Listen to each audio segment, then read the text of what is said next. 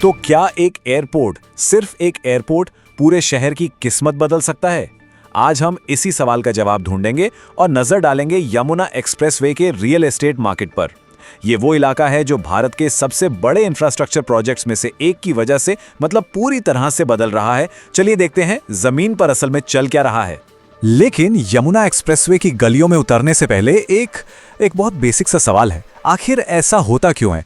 क्यों एक नया एयरपोर्ट आते ही प्रॉपर्टी के दाम आसमान छूने लगते हैं? देखिए, ये कोई इत्तेफाक नहीं है। इसके पीछे एक बहुत बड़ी आर्थिक शक्ति काम करती है, जिसे आज हम समझने की कोशिश करेंगे। तो आज की हमारी पड़ताल में हम क्या क्या देखने वाले हैं? सबसे पहले हम समझेंगे कि ये एयरपोर्ट इफेक्ट होता क्या है। फिर हम जेवर एयरपोर्ट पर फोकस करेंगे, जो इस पूरी कहानी का हीरो है। इसके बाद सेक्टर 22D के अंदर चल रहे बड़े बड़े प्रोजेक्ट्स को एक एक करके देखेंगे और आखिर में इस पूरे इलाके के भविष्य पर एक बड़ा सवाल खड़ा करेंगे। तो चलिए शुरू करते हैं। सबसे पहले बात उस चिंगारी की जिसने इस पूरे इलाके में आग लगाई है, यानी कि एयरपोर्ट इफेक्ट की। तो ये एयरपोर्ट इफेक्ट है क्या भला? आसान भाषा में समझिए, जब भी कोई बड़ा एयरपोर्ट बनता है तो वो अपने साथ सिर्फ हवाई जहाज नहीं लाता, वो लाता है हजारों नौकरियां, नए नए बिजनेस और जबरदस्त कनेक्टिविटी। और इसका सीधा नतीजा क्या होता है?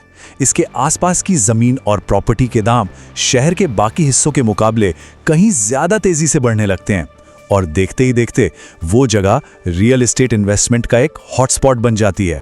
अच्छा, तो अब जब हम ये थ्योरी समझ गए हैं तो चलिए इसे असल दुनिया में देखते हैं।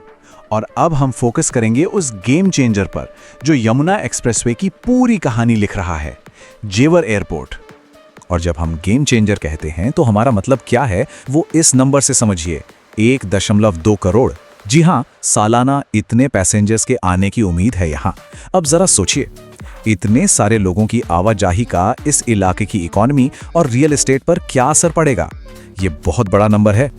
और इस पूरे डेवलपमेंट के कह सकते हैं एपी सेंटर में है सेक्टर 22D।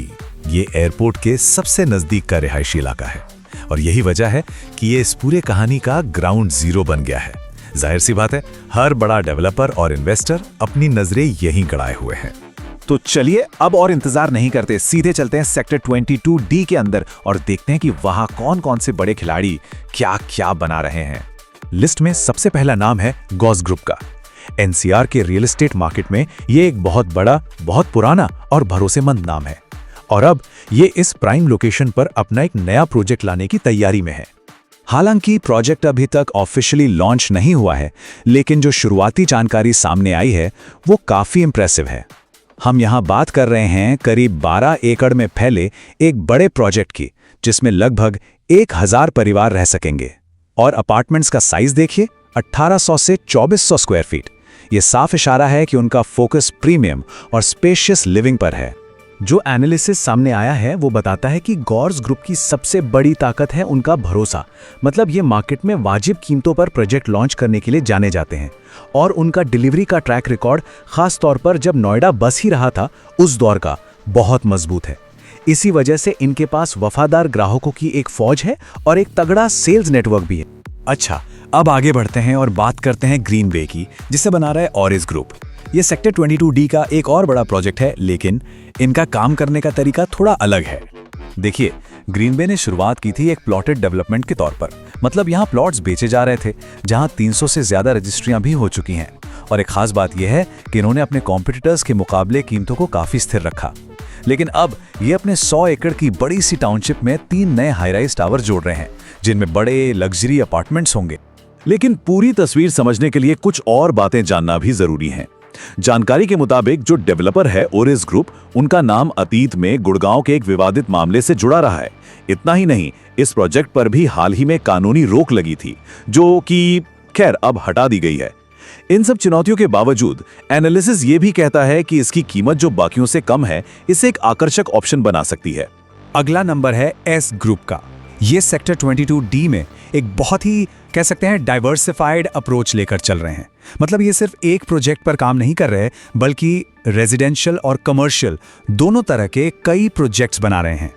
इनका पोर्टफोलियो देखें तो काफी फैला हुआ है। एस वर्ल्ड इनका एक कामयाब रेजिडेंशियल प्रोजेक्ट है जो लगभग पूरा बिक चुका है। एस टेरा भविष्य के लिए एक और रेजिडेंशियल ऑप्शन है। और SYXP के साथ ये कमर्शियल मार्केट में भी अपनी एक मजबूत जगह बना रहे हैं। एस ग्रुप ने दिल्ली NCR में क्लीन डिलीवरी के लिए अपनी एक अच्छी खासी पहचान बना ली है, लेकिन असली कहानी जो है वो है इनके कमर्शियल प्रोजेक्ट YXP में।